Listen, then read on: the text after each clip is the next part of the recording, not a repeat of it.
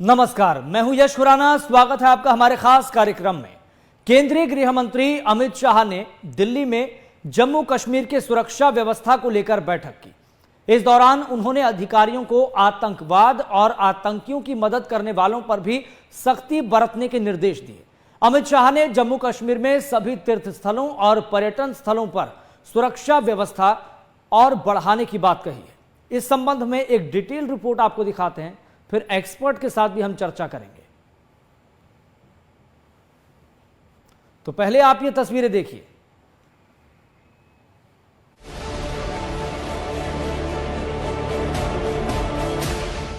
जम्मू कश्मीर में अमन शांति कायम रहे, बहाल रहे, इसके लिए केंद्र सरकार हर मुमकिन कोशिश कर रही है। लेकिन पाकिस्तान परस्त आतंकी अपनी नापाक हरकतों से बाज नहीं आ रहे हैं। लेकिन केंद्र के नरेंद्र मोदी सरकार के पास इसका भी इलाज है कि इन आतंकियों से कैसे निपटना है। और यही वजह है कि खुद केंद्रीय गृह मंत्री अमित शाह जम्मू कश्मीर के सुरक्षा हालातों को लेकर कई बार समीक्षा कर चुके हैं। कश्मीर घाटी पिछले दिनों एक के बाद एक हुई आतंकी घटनाओं से किस तरह सुलगी है कि पूरे देश ने देखा है। इन घटनाओं ने एक बार फिर से बता दिया है जम्मू कश्मीर से 370 और 35A हटने के बाद आतंकी घटनाओं में बड़ी गिरावट तो आई है, लेकिन खतरा अभी पूरी तरह से टला नहीं है। ये पाक परस्त आतंकी जम्मू कश्मीर को आतंक का अड्डा बनाना चाहते हैं, जबकि नरेंद्र मोदी सरकार जम्मू कश्मीर को एक बड़े टूरिज्म प्लेस के तौर पर विकसित कर रही है। खुद पीएम मोदी कंगाल हो चुके पाकिस्तान को कई बार संदेश भी दे चुके हैं कि जम्मू कश्मीर भारत का अभिन्न हिस्सा है, था और रहेगा, और जब तक टेररिज्म होगा तब तक टॉप नहीं हो सकती। ये आतंकी अमरनाथ यात्रा, इलेक्शन और पीएम मोदी के राज्य के दौरे को देखते हुए बड़ी घटना को अंजाम देने की फिराक में है। प्रधानमंत्री नरेंद्र मोदी के जम्मू कश्मीर दौरे और अमरनाथ यात्रा के मद्देनजर केंद्रीय एजेंसियां, सुरक्षा बल और स्थानीय प्रशासन व्यापक सुरक्षा उपाय सुनिश्चित करने पर ध्यान दे रहे हैं। कश्मीर में आतंकी समूहों की ओर से बढ़ते खतरों, संभावित हमलों के संकेत देने वाली खुफिया सूचनाओं के बाद सुरक्षा के उपाय काफी जरूरी हैं। अमरनाथ यात्रा की 29 जून से शुरुआत और विधानसभा चुनाव के नजरिए से भी जम्मू कश्मीर में सुरक्षा उपाय जरूरी है। आज हुई हाई लेवल मीटिंग में गृह मंत्री अमित शाह, NSA अजीत डोभाल, उपराज्यपाल मनोज सिन्हा और सेना प्रमुख मनोज पांडे और कई बड़े अधिकारी शामिल हुए। जम्मू कश्मीर में पुख्ता सुरक्षा हो, इसको सुनिश्चित करना काफी जरूरी है। इसलिए गृह मंत्री अमित शाह ने बैठक में निर्देश दिए कि आतंकवाद को कुचलें और आतंकियों की मदद करने वालों पर भी सख्ती बरतें। जम्मू कश्मीर में सभी तीर्थ स्थलों की सुरक्षा पुख्ता हो। पर्यटन स्थलों पर सुरक्षा व्यवस्था और बढ़ाई जाए। 21 जून को योग दिवस के कार्यक्रम के लिए प्रधानमंत्री मोदी 20 जून को श्रीनगर जा रहे हैं। केंद्रीय सुरक्षा बलों की 500 कंपनियों को घाटी में तैनात करने का फैसला लिया है। कंगाल पाकिस्तान के मंसूबों को ध्वस्त करना हिंदुस्तान को अच्छे से आता है।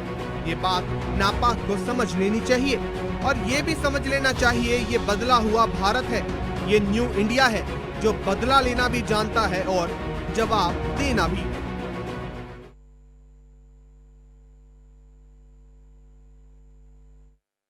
आपने देखी और फिलहाल अब आप ये तस्वीर देखिए।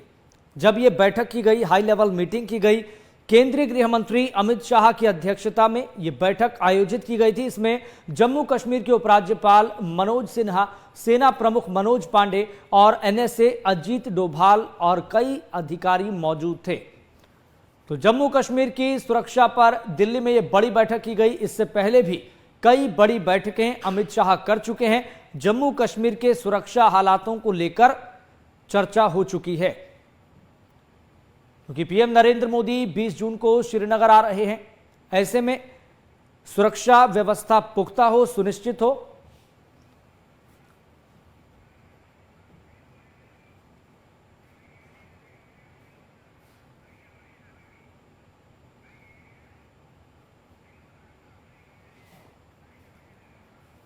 तो चलिए सीधा रुख कर लेते हैं। हमारे साथ इस पूरे सिनेरियो को लेकर, इस बैठक को लेकर चर्चा करने के लिए ब्रिगेडियर रिटायर्ड विनोद दत्ता जी जुड़ गए हैं, डिफेंस एक्सपर्ट हैं। विनोद दत्ता जी, आपका बहुत बहुत स्वागत है MH1 न्यूज पर। जय हिंद जी, जय हिंद। विनोद दत्ता जी, आज जो हाई लेवल मीटिंग की गई, इसका कंक्लूजन आप क्या देख पा रहे हैं?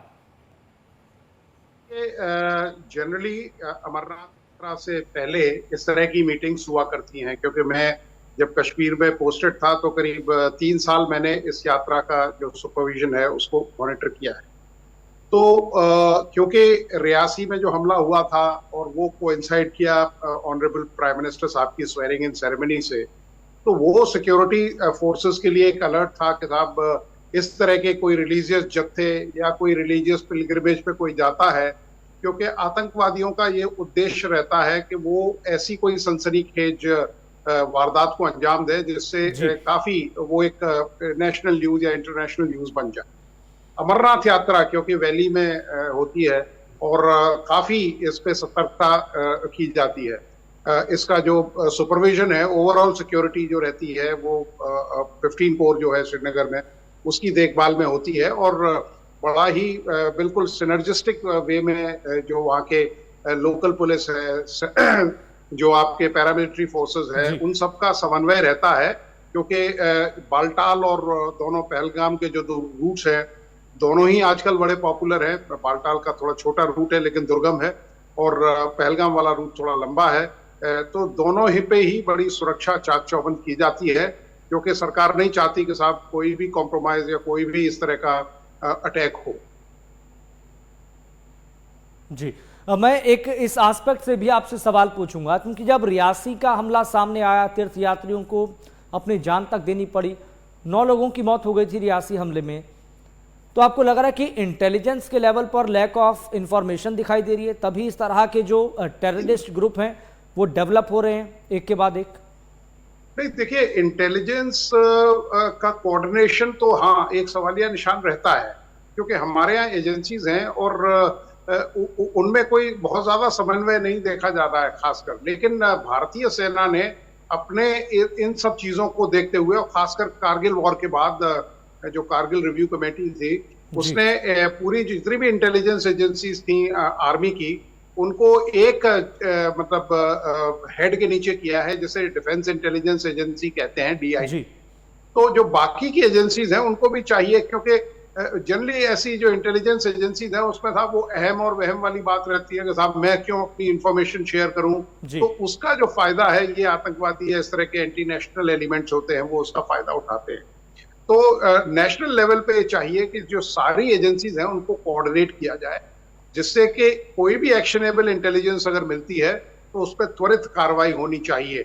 और ये कई बार देखा गया है कि या तो इंटेलिजेंस फेलियर है या जो हमारे डबल एजेंट्स हैं उनकी वजह से कई ऑपरेशंस हैं जो या तो बॉचअप हुए या उनमें हमें थोड़ा सा कॉम्प्रोमाइज करना पड़ा। जी, तो आप क्या सुझाव देना चाहेंगे ताकि दर्शक भी इस बात को बेहतर तरीके से समझ सकें, सरल तरीके से, कि कहां पर हमें बेहतर होने की ज़रूरत है? टेक्निकली हम देखते हैं भाई, ड्रोन की मदद तक ली जाती है ताकि जो पीर पंजाल के जंगलों में जो घना इलाका है वहां पर आतंकियों के छिपे होने की भी खबर सामने आ रही है, जो रियासी हमले के आतंकवादी हैं।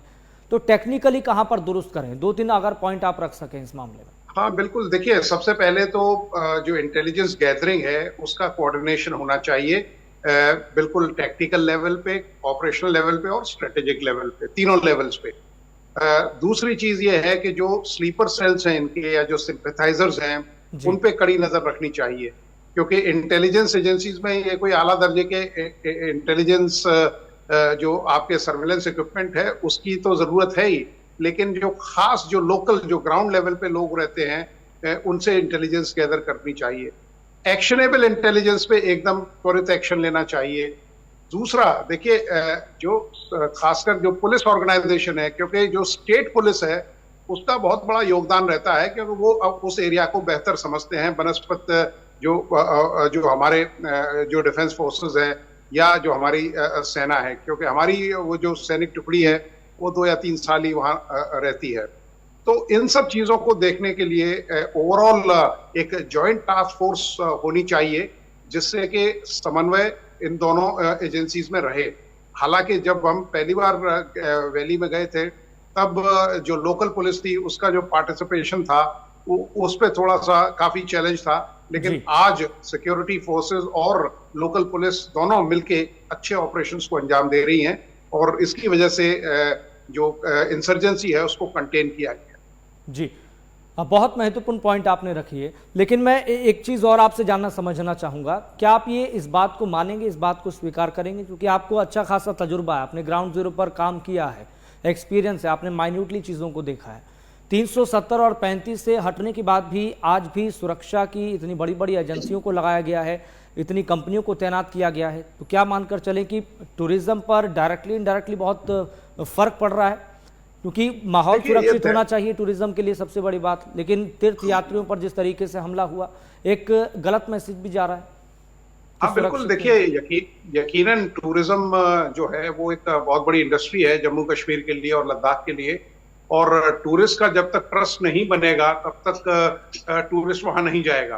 तो खासकर सिक्योरिटी, क्योंकि देखिए अब सिक्योरिटी फोर्सेस इतनी ज्यादा हैं, करीब 3 से 4 लाख ट्रुप्स जम्मू कश्मीर और लद्दाख रीजन में डिप्लॉयड हैं, तो हमें उन सब चीजों का पूरा फायदा उठाना चाहिए। और इस तरह के जो भी ऑपरेशंस होते हैं, हालांकि आपने देखा होगा कि जब भी कोई ऑपरेशन होता है तो एक 24 से करीब 36 घंटे तक आपको खबर मिल जाती है कि आतंकवादियों को मार गिराया गया है। लेकिन हाँ, खुशहाली वादी कश्मीर में लौट रही है, वहां लोग जाना शुरू कर दिए हैं। अभी आप देखिए लाल चौक वगैरह की रोज फोटोज आप देख रहे हैं, पेपर में भी, प्रिंट मीडिया में, इलेक्ट्रॉनिक मीडिया में आप लोग भी साया करते हैं, तो इससे लोगों का कॉन्फिडेंस बढ़ा है। वहां का जो यूथ है वो मुख्य धारा में लाया गया है, उनके लिए जो पहले बेरोजगारी थी अब रोजगार के साधन बनाए गए हैं।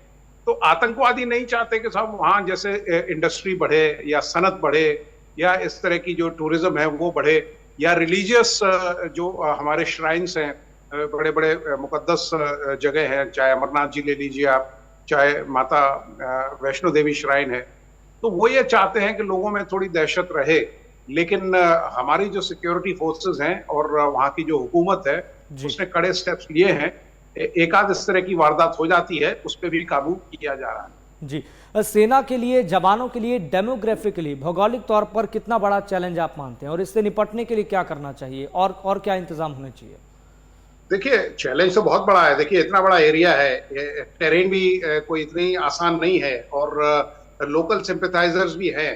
तो और दूसरी बात, सेना के लिए ये सबसे बड़ा चैलेंज ये रहता है कि कोई भी ऑपरेशन हो उसमें किसी सिविलियन या असैनिक की कोई मौत नहीं होनी चाहिए। कोशिश यही रहती है कोलैटरल डैमेज ना हो। इसीलिए सेना कभी, आप ये देखिए, अंधाधुंध फायरिंग कभी नहीं करती है, बिल्कुल डेलिबरेटली एक्शंस करते हैं। कई बार सैनिकों ने अपनी छाती पे वार लिए हैं क्योंकि कोई सैनिक ना मारा जाए, कोई महिला या किसी बच्चे के साथ कोई इस तरह की वारदात ना हो।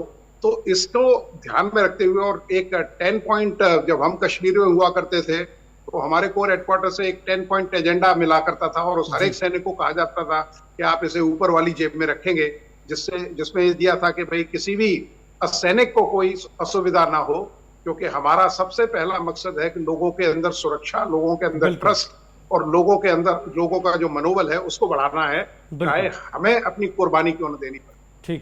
ठीक है, बहुत बहुत शुक्रिया विनोद जी, आप जुड़े।